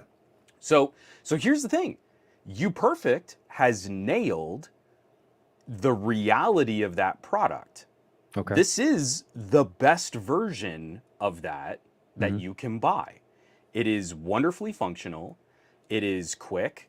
It is accessible. I mean, you saw it takes a little while to boot up those radios. Oh, absolutely. You saw how long it took me to kind of get this up and running. Yeah. I personally prefer a cable. Oh, absolutely. I plug a phone in and the screen pops up and I'm immediately working and the battery in the dock is charging my phone. I have never been the person who has asked for wireless connectivity because it comes with all of these additional things that you need to pair, and you're draining the battery on this, and you're draining the battery on your phone. Hmm. So when you're done using your phone like a computer, your battery is not charged if you're going over this wireless connection. If you're plugging your phone in, why not just plug it into the dock and be free of more cables? Makes sense. You're right. So I really, and I can actually see like Uperfect is actually in our chat right now. For the folks at Uperfect, I would like to commend you. I think you have built the best version of what the reality of this product looks like. I think you've deftly circumvented some of the major pitfalls of what a product like this, the problems that a product like this might face. I have to wonder, because this also comes with a higher price tag than a cable only version of a No, Uperfect absolutely. You, dock. you have to factor in all that technology. No, of course. And again, it's not just we put in a couple radios. Okay, you have to put in controllers for those radios. Hmm. You have to connect that to the power source. Your assembly gets more complicated because now you need antennas. Yeah, yeah. Everything about that gets a lot more expensive than just, how come it doesn't have a Miracast? Because that's hard. It's not just So plugging in a so Chromecast. You know, I'm with you. so my the mission that I'm on when I talk about desktop modes and I talk about these types of products and these accessories, the X14 Pro does everything that the Uperfect X does. It does it very well. You tent mode, you can turn it into a tablet. It's a great screen. It can connect to game consoles and other computers and cameras. Everything that I love about the dock. Hmm. I feel the people that have been complaining about wireless, this is their opportunity to now step up and support the company that made what they said they wanted. Yeah. And I'm skeptical because a lot of those jerks in my comments who say things like, it should just be magic and also cheaper. I don't feel they're going to go out and support the company for making what they wanted. They're going to complain that it's too expensive or, oh, but it wasn't as perfect as I imagined in my brain from watching Star Trek. It's not Star Trek magic, so it's not good enough. And Yeah. I No, feel I'm with like you. Uperfect is going to end up with kind of like that perception when really they nailed it. Like, I don't think you could really do this better unless you just made it its own computer, which defeats the whole purpose of using a phone desktop mode Or to a power laptop. a Yeah, yeah, laptop-like a experience. laptop dock kind of thing. No, no, and I appreciate the functionality of adding it because it is something that if you, let's say you don't have your cable with you and you forgot the cable, you're able to basically, fan Yeah, yourself with it because that's one of the no, I'm just yeah. kidding. Create No, your own no, fan. that did happen to me. I had my Uperfect X, and we road tripped out at the beginning of the pandemic. Hmm. Actually, kind of in like the middle of the first year of the pandemic, Yeah, yeah. and it was terrifying because I didn't bring the USB cables, and you can't have just a regular USB-C Oh, absolutely. cable, Yeah, yeah. It has to be USB 3.2 or 3.1. It has to be and or fast enough. Yeah. or a Thunderbolt cable will work too. Yeah, yeah. So the first half of this of our pandemic lockdowns, and I'm driving around town trying to find Thunderbolt cables at like Best Buys in The places are. Albuquerque to get my Uperfect X to work. I completely appreciate that. I feel someone is going to have to sit down and look at the price because it is a significant price increase over the Uperfect X, which I Hmm. think the Uperfect X is one of the most brilliant, flexible, portable, affordable displays that you can get. Yeah. And I feel the conversation of factoring in wireless takes you into a high enough price category. This is more expensive than the 4K Uperfect monitor. Yeah, So but it. this guy Yeah. that was hiding it is a bright 4K panel, like with a big old metal hinge and a blade type Hmm. Yeah, yeah. keyboard and mouse thing. And you can get this for less than the wireless version of this. So it's a trickier conversation making that recommendation. And I feel the people who most want that wireless are going to be exactly the people who are going to complain because what people in my comments meant was I wanted everything that the Uperfect X could do. I Hmm. want it to also basically be kind of a standalone platform with all of this wireless functionality, with Bluetooth radios and Miracast and excellent battery life and no lag. And I also wanted it to be $50 cheaper than the Uperfect X. And that person doesn't live in reality. No, That no, person and that's can't that. Yeah. can't handle what this really looks like when you're trying to make and ship and manufacture a product. No, I agree. And that's one of the things that it's hard to, like, in expectation land. A lot of people like, yeah, we want it faster, better, cheaper. Every single time they release something, it needs to be That's a cheaper than the first no-brainer. generation. I'm so tired of people who think that they're commenting. Hmm. I'm so tired of people who think that that's like a valuable contribution to it should be better and cheaper. Like, yes, we all want that. No, absolutely. If that's the only thing I actually have a section of the video that I have to cut out of my full Mm-hmm. review on this, where it's like, it's 2 minutes of me going, yeah, no duh. I want it to be Star Trek, but also 5 cents. You're like, you're an idiot. Stop. Like, I need to like drive to that person's house and like unplug their cable modem because they'd never be able to figure out how to plug it back How to in, plug it back and in. we would be spared from these miserable comments on YouTube videos. I I I I understand, and I the mechanics of that part. But what I would probably also say is I noticed that you also put out another conversation going around 12L. So the reason why I felt like Uperfect and the end of the video, kind of like our stream kind of going into, is talking about the Duo and Ender 12L, using some of the desktop experiences in there as well, and the improvements that you got in there, because that was I would feel like this is like Sure. Android 12. So the Duo is one of the Duo 2 specifically has been. Oh, sorry, real quick. Yeah. Pause. We're gonna come right back to it. I just want to throw this Absolutely. out to Uperfect because hey guys, on the podcast right now, Uperfect is becoming one of my all-time favorite portable display manufacturers, and they've got a little tease for us. Thank you, Juan and TK. We will keep going. Actually, another wireless connect function is under development. Simple one cable connect to a dock. Will let you know soon. Ooh. So we've got a little bit of a scoop here Oh my God. that something Yeah. new is coming. Yeah. I mean, with Uperfect in the chat, thank you. We've definitely appreciated the access and getting to play with some of these products. Absolutely. And again, where I'm criticizing, I really feel like it's a criticism that feeds into a market price. And I feel like the company has done a great job of addressing the reality of this product. But it's again, it's another opportunity for me to reiterate, instead of buying a new phone or a new tablet or some new gadget, grab yourself an inexpensive portable monitor. And I guarantee you will find new functionality out of all the products you already own. Yeah, And absolutely. that to me is a really fun game. We can prop up a USB monitor in our dining room. It's often a Uperfect monitor, but Mhm. I've played with a few. But my wife can plug in a phone, can plug in my Steam Deck. My daughter can plug in a Or your laptop. tablet. Yeah, Like, or your laptop too, and get an I extra, can go maybe a dual bigger monitor. display when I'm Yeah. writing. It's great. Hmm. So it really is. Oh, and they're also saying they've got a $200 off coupon for the X14 Pro.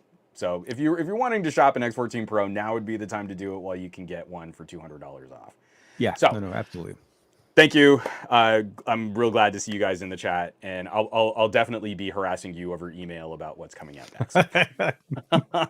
They may live to regret these comments. Yeah. No. Yeah, right. No. You shouldn't have given Thank me you. anything because now I'm gonna be like a dog with. But let me get my Duo here. Yeah. Sorry. So you were eloquently starting us off on changing the topic to Surface Duo, and I just wanted to kind of shout out that last Yeah, little no. bit there. I just didn't see the comment before. That's why I missed that. I missed that when I was trying to kind of do I'm trying to see if there is a way for us to finish in 90 minutes. I don't know if it's You know what? possible. If we go a couple minutes over, I'm sure the people here in the stream will understand We'll hang out that with we us for usually sure. do a 2-hour show anyway.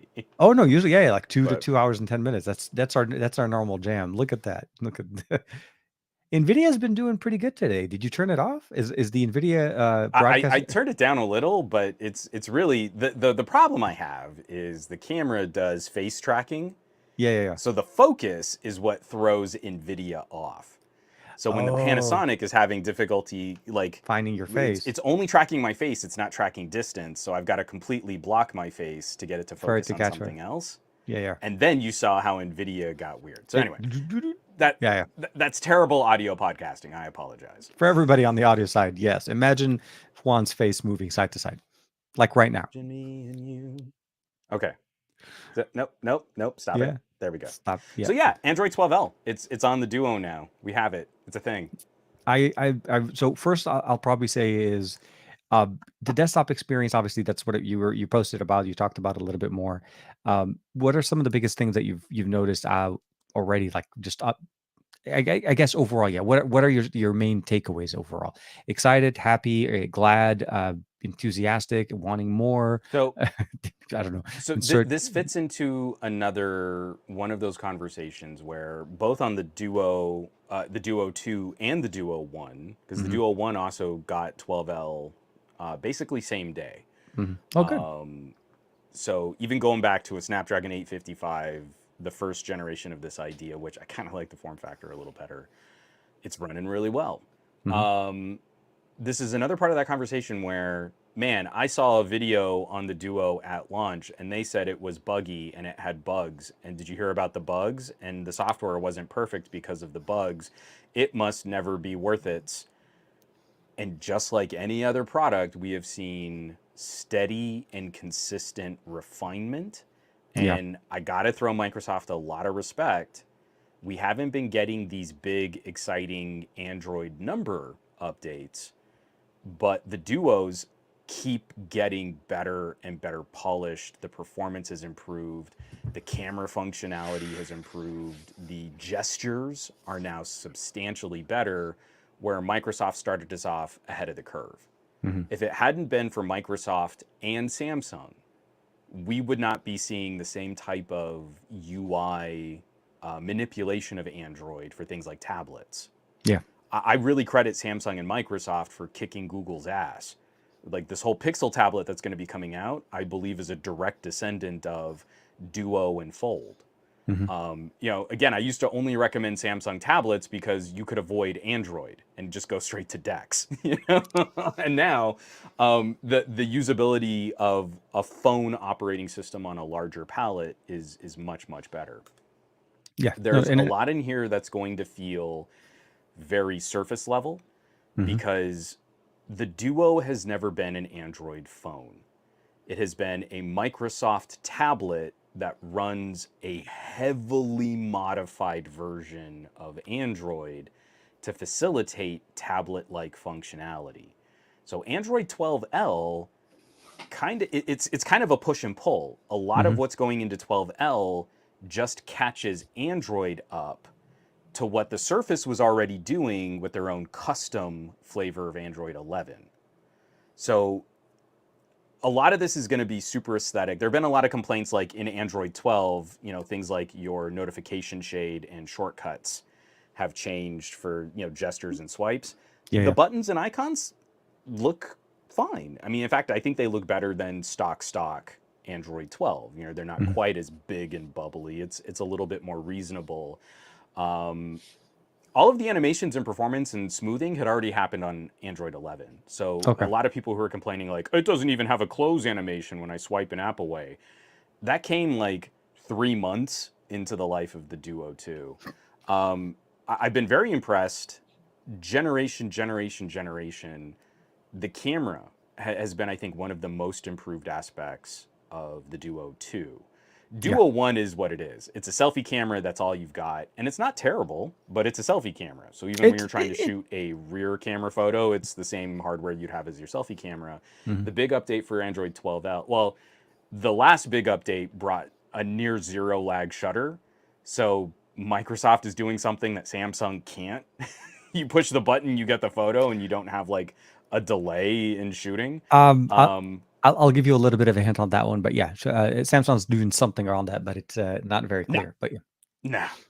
I mean, they're doing stuff. Nah, not right. It's they have a ways to go. Yeah.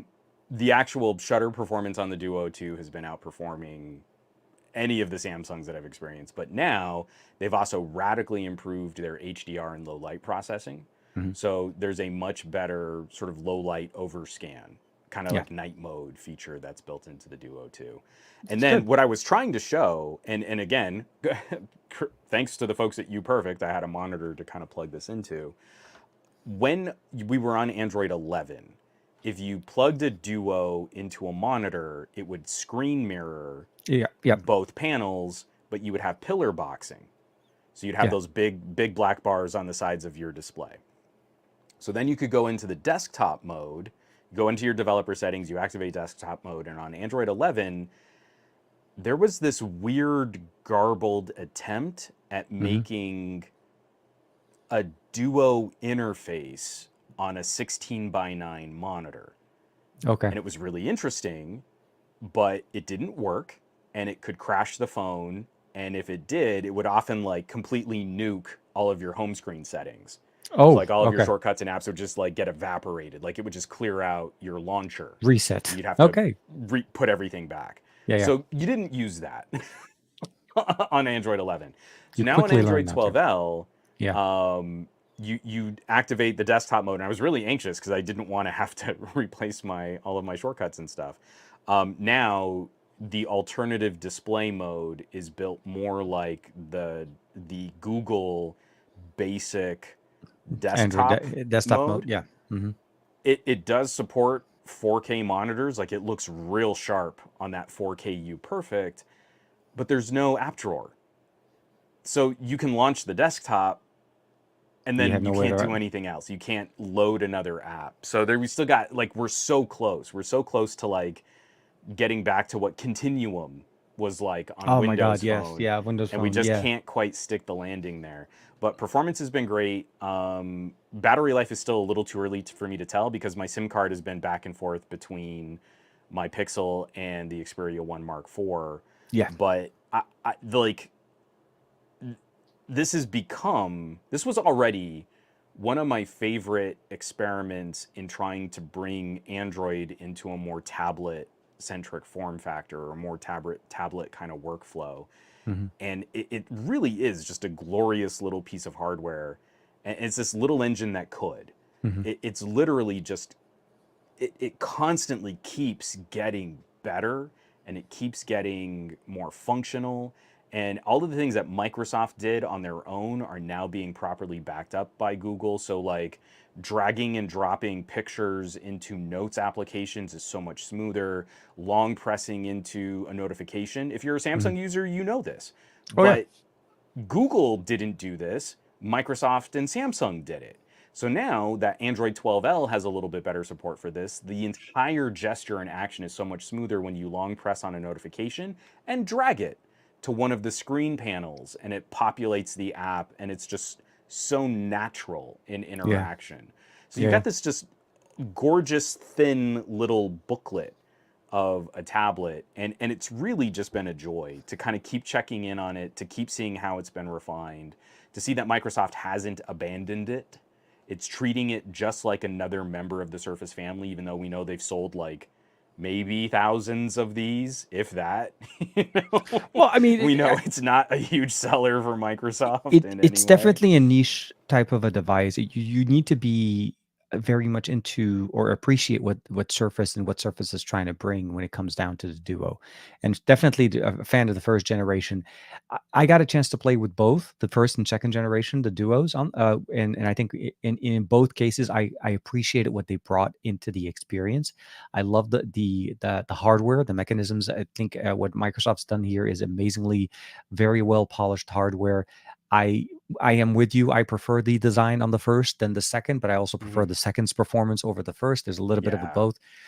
The camera bump, I feel like it's great, but I don't think that's why people would buy a Duo 2. It's not what they're Right. buying into. It's not. But it is nice to see that they've improved some performance there. Yeah. Um, it's that, and when we get a chance to play with things like the laptop Go 2 or what we saw with the Pro 9 and the Surface 5, you could see the continuation of the workflow. So I do hope at some point Microsoft is able to put together a package where there is a desktop experience, like a fledged desktop experience that runs similar to Windows on ARM, that we're able to launch off of a Duo, maybe not the Duo 2, maybe a next generation, something to bring back that experience of Continuum as we used to see it before, where you literally just you dock your Windows phone and bam, Windows comes up. You know what I mean? It's like that Yeah. experience that I think I like that's where the circle back kind of needs to come to with the Surface Duo, with the Duo 2. Um, but it's exciting to see that at least they're like, okay, we're not going to try to mess with it right now. We're just going to give you the vanilla Android desktop, and it works.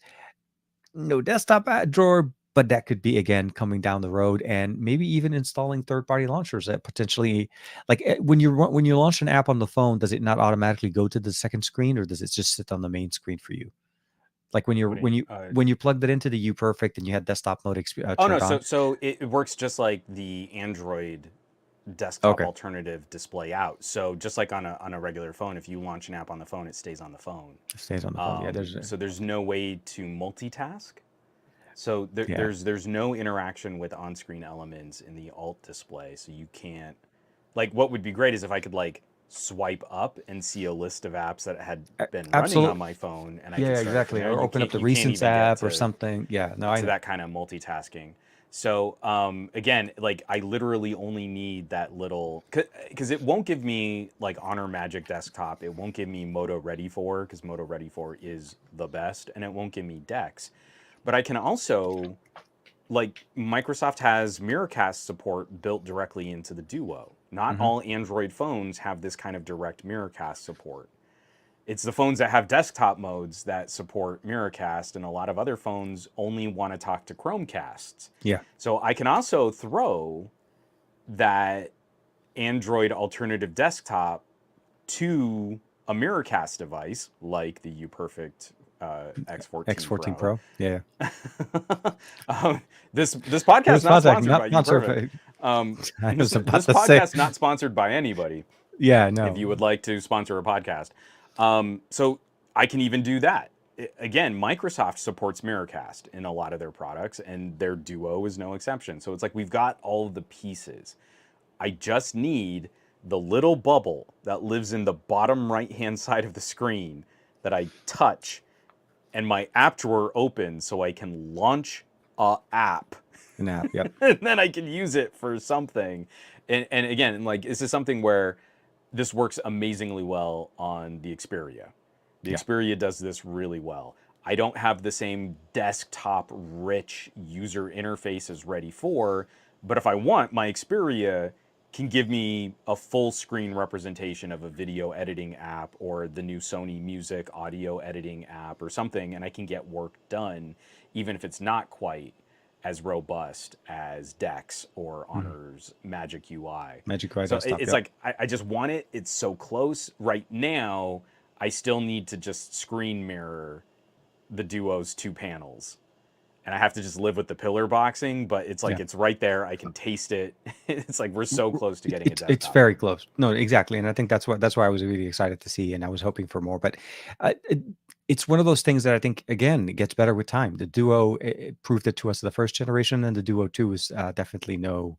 It pretty much follows in the same footstep. But it's good that both of them got 12L around the same time. That's actually a massive Yeah. accomplishment to get them both running roughly around the same time.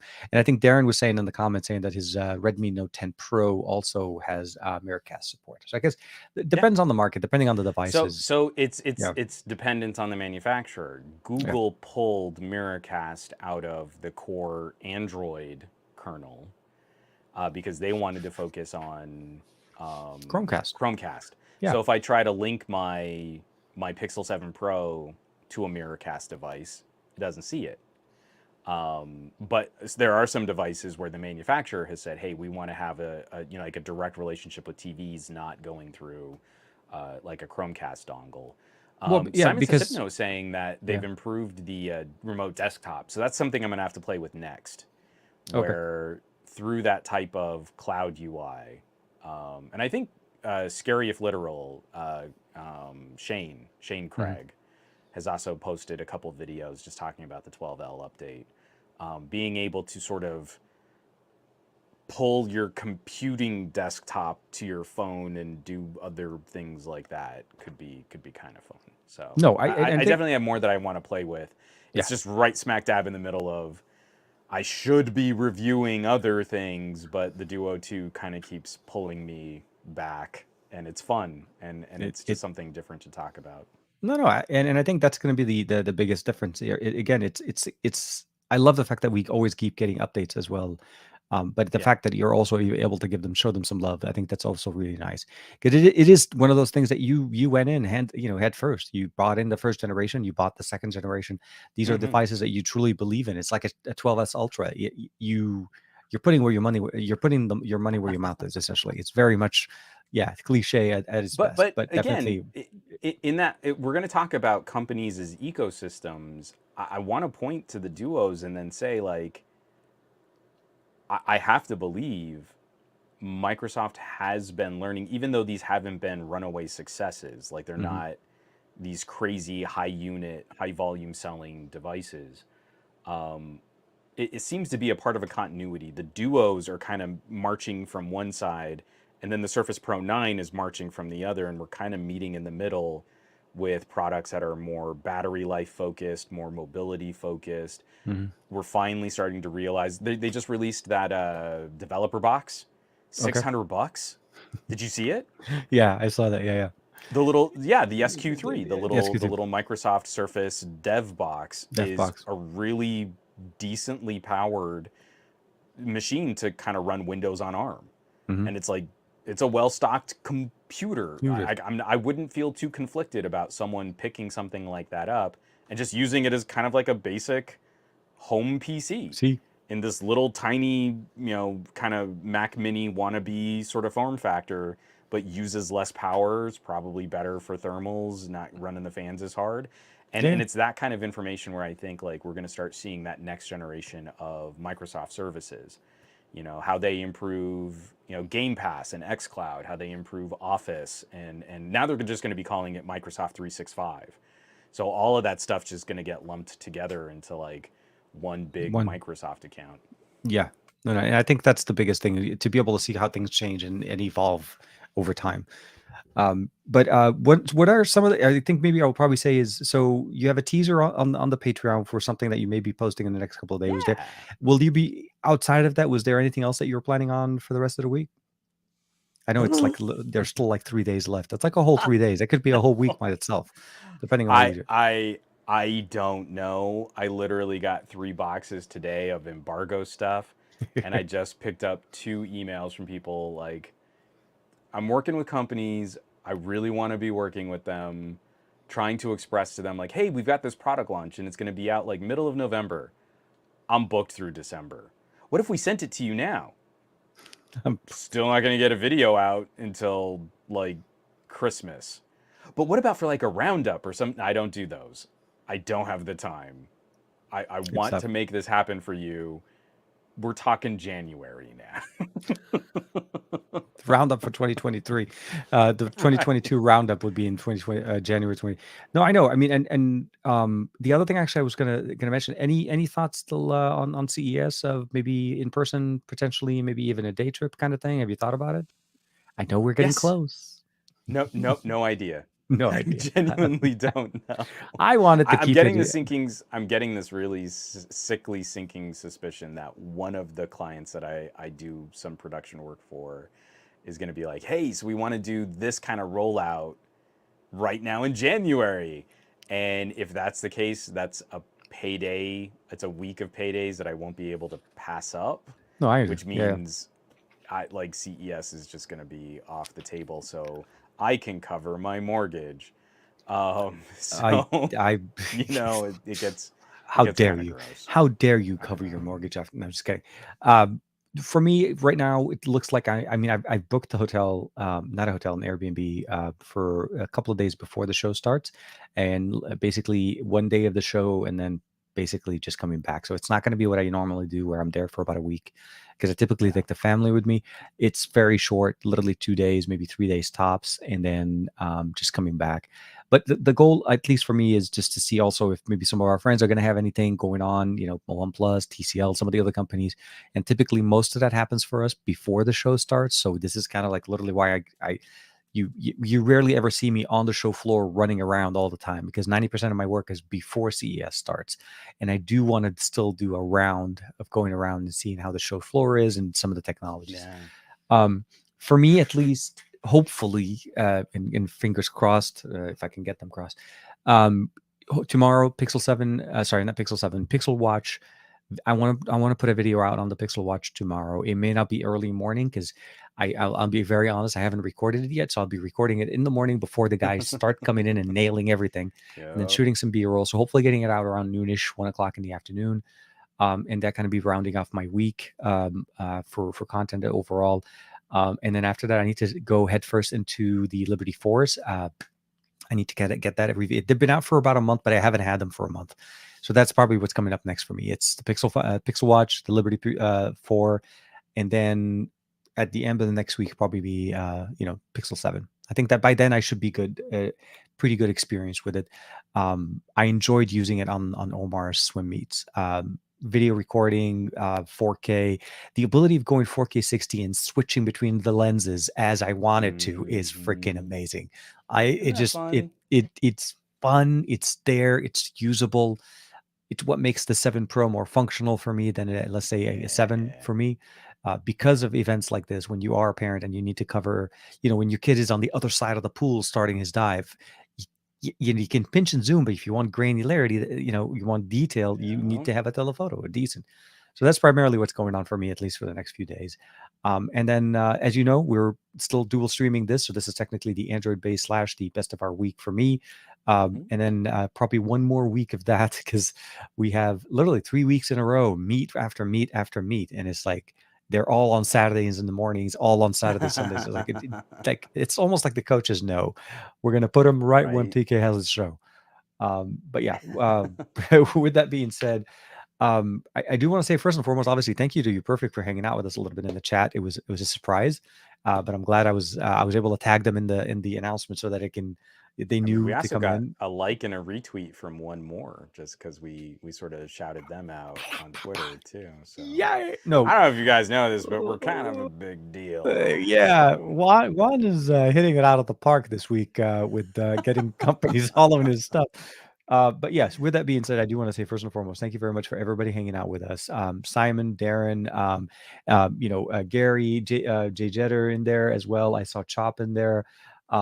Everybody hanging out with us on this beautiful Thursday evening in in October, the last October show we have. I do want to say though, for the Patreon though, if I'm not mistaken, you guys are doing something special this weekend. Maybe you want to talk a little bit about that. Oh, tomorrow night's our movie night, so we're gonna sync up and watch a spooky movie tomorrow night. Yeah. So we'll have like I'm hoping people will join. It's I something hope so. I've needed. I was gonna say it would be. I was gonna try not to derail our podcast. Like, TK, what spooky movies have you been watching? We'll have to save that for another. We watched the we'll Bullet talk Train. holiday I'll say movies. this. Yeah, we didn't. It's not like a spooky movie. We've watched the Bullet Train, and that was funny. I found it funny. It was just funny. It was comically funny. Like yeah. I've been going through, so I watched It Follows, The Descent. I'm saving The Omen. That's sort of Marianized like Halloween tradition is to watch The Omen with Gregory Peck. Shaun of the Dead. The original Night of the Living Dead. Like I've just had them on in the office, this whole month while. So that's tomorrow night though for the Patreon, but like the tomorrow party. night, 8:30 p.m. Pacific after Lex goes to bed. We're all gonna watch Trick or Treat together. Absolutely. So if you're not following Juan and you're not part of the Patreon, check out his information. They'll be in the comments below, of course. If you're watching the show, if you're on the podcast, the audio podcast should be coming up hopefully within the next day by tomorrow morning, and of course you'll be able to follow the show notes in there as well. But I want to say from both Juan and I, thank you very much. October is almost over, but it is not done with tech. There's going to be so much more to come. So please stay tuned. Check us back again next week for another episode of the Best of Our Week / Android Bay. But and of course, the SGGQA on Monday, which also airs on this channel. If you guys are watching us on the YouTube channel, so that's been going on for a couple of weeks now. Juan does co-stream that here as well. So with that being said, be safe, stay safe. And to answer the question, no, I don't have a Discord. I'm actually pretty much just, ghosting directly into Juan's Discord. I feel like he did all the work. Why should I recreate the wheel? You know what? Like, why try? But we'll see you guys next week. It's shamelessly honest. You have a great community that I love to be part of. Why create a separate community to try to like, hey, you know what I mean? Like I'm already part of a whole bunch of different Discords. But be safe, stay safe, and then we'll see you guys next week for another episode. Take care for now.